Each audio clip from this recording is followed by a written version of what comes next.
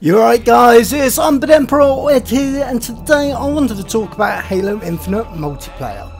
This video has been made from ideas I have collected from various platforms. This includes but not limited to Facebook, Reddit, YouTube and Xbox Live. Because of the massive response at the moment, I'll be breaking these down into 2 videos, although if this does well, there's no reason why a part 3 cannot be made. So how this is going to work, I'm going to read the statement and deconstruct it, giving comments and my opinions about it. As always, these are opinions of people, so please don't give them hate in the comments. Be creative if you disagree and say why, and feel free to leave what you want. So, starting off, I am going to reply to something I saw in one of the Facebook groups I am in, and thought it would be interesting to see what you guys think. Tyler suggests an idea of customising your character's face under the helmet, drawing comparisons to freelancers in Red vs Blue. So the biggest comparison would be Destiny. Made by the original creators of Halo, in Destiny you create your Guardian's face by selecting race, gender, and going into the face shape and hair and any facial markings. You would only see your Guardian's face during cutscenes. Personally, I do not feel that this would suit a main story Halo game.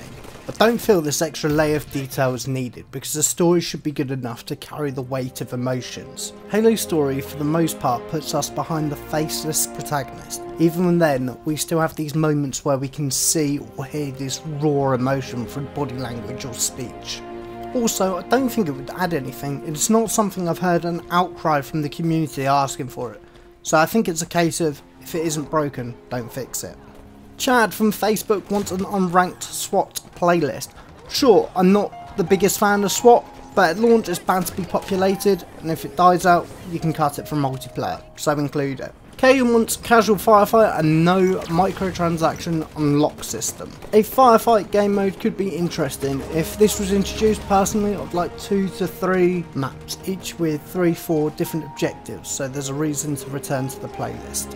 This could be supported with the return of weekly and daily objectives from Halo Reach, so the players benefit from playing these game types. No one wants microtransactions. The rec system in Halo 5 is horrific. Reward players for playing the game, not using a credit card. Cheyenne wants to keep the Halo 5 Magnum. Use less forged maps. Clamber is one of the best mechanics made. He's also undecided if he would like Sprint to make a return. So my unpopular opinion is I feel the Magnum is actually too good. It overshadows the DMR and BR, so there's no need for them to be used when something you spawn in with is inherently better than the other ranged options on the field. Although I don't want the pistol to be nerfed to the levels it was in Halo 3, I do think I found a decent compromise. Splitgate is a free-to-play game available on Steam and has been described as Halo and Portal made a baby, due to the fact that it's very similar in the style of Halo and you can use a portal gun essentially to move yourself across the map. The pistol in this game is a starting weapon, however it is competitive but it doesn't overshadow the battle rifle in game, so the battle rifle is better but the pistol is a good backup. I feel that if the power of the pistol was reduced but was left still viable, you'd have a better multiplayer experience, battling over the BR and DMR to gain an advantage over your opponent. I agree with using less forged maps. If we look at Halo 3 and Reach, how Bungie released DLC and used forged maps, as well as using community maps through timed events, like Double XP or Community Days. And if these maps proved popular enough, they got introduced to matchmaking. Clamber is one of the best things to come out of Halo 5, introducing new ways to cross the map and play the objectives. Personally, I would like this to stay over ground pound and thrusters, because I feel ground pound takes too long to charge to make any effect, and thrusters I'm just simply not a fan of.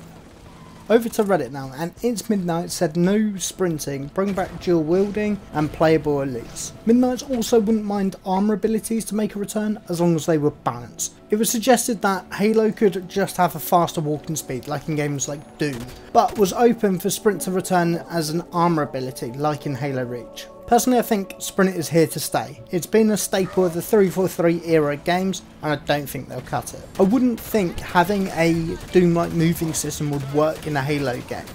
Halo's multiplayer is constructed in such a way where we rely on vehicles and teleports to cover bigger maps. Sure, bring back the elites. I'd love to see them back in multiplayer, give them some really cool looking armour and make it so it's customizable too. Let people express how they want to look. Dual wielding, I'm not against bringing it back, but make it so weapons have limitations. So for example, you can't have a scope on the pistol if you're dual wielding it. And please, no dual wielding needlers. Papa got bars, I think, said just make it like Halo 3. Obviously that was the correct formula if it's 13 years old and people, including pros, still play it. Halo 3 will always have a special place in my heart. It was the first true taste of online multiplayer that I had. It connected me to people all across the world. It allowed me to build friendships I still have today. I don't feel this type of multiplayer would live long, as if we look at the MLG circuit for example, all the FPSs are so fast paced and people would lose interest in it. This also would undo all the progress that has been made from Halo 3 onwards, with new mechanics being introduced with each game. But for some people, that might not be a bad thing. Shot Aces simply said no sprint, and if it is included, not like Halo Reach, because that was the worst way to handle it. I've already spoken a fair bit on sprint, but I agree if it is included it should just be a general mechanic, not limited to an armor ability. To wrap up this video, TC Tilloson goes to town saying this. Honestly, this might be just because Destiny 2 has been dropping the ball so hard lately, but I'd love some kind of patrol zone stuff in the multiplayer. I love Firefight more than regular PvP, so a PvE oriented game mode where me and my brothers can roll around in Warthogs and Falcons responding to former Covenant pirate raids on a new Halo ring with various missions would be amazing.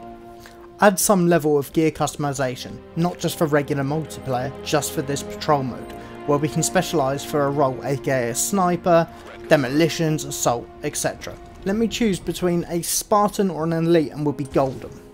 Also, controversial but no dual wielding. My precious Magnum is terrible in every Halo with it. So some really interesting ideas. I feel an open social area, if the leaks are to be believed, is well on the way. I actually really like this touch-up idea to Firefight. It sounds a lot like Halo 4 Spartan Ops, where you act as a squad to complete missions. And personally I think that Halo 4 Spartan Ops was done really well. I know I'm in the minority about that. This idea about customization for specific role could be really good too, allowing replayability taking up different roles within the squad for different playthroughs. Like I said before, playable elites I'm totally on board with bringing back, but I would like to add another thing to Firefight. What if you could play as the Covenant, holding off against waves of Marines and AI Spartans? They could drop in tanks, flying Falcons, the whole shebang. To make this lore friendly, you could easily say these elites are special forces, and this is the reason why they're overpowered. You can make this bigger and better by having an overarching story explaining why they are there. Don't hesitate to leave your suggestions in the comments. Part 2 should be out by the end of the week. Love you all guys, peace.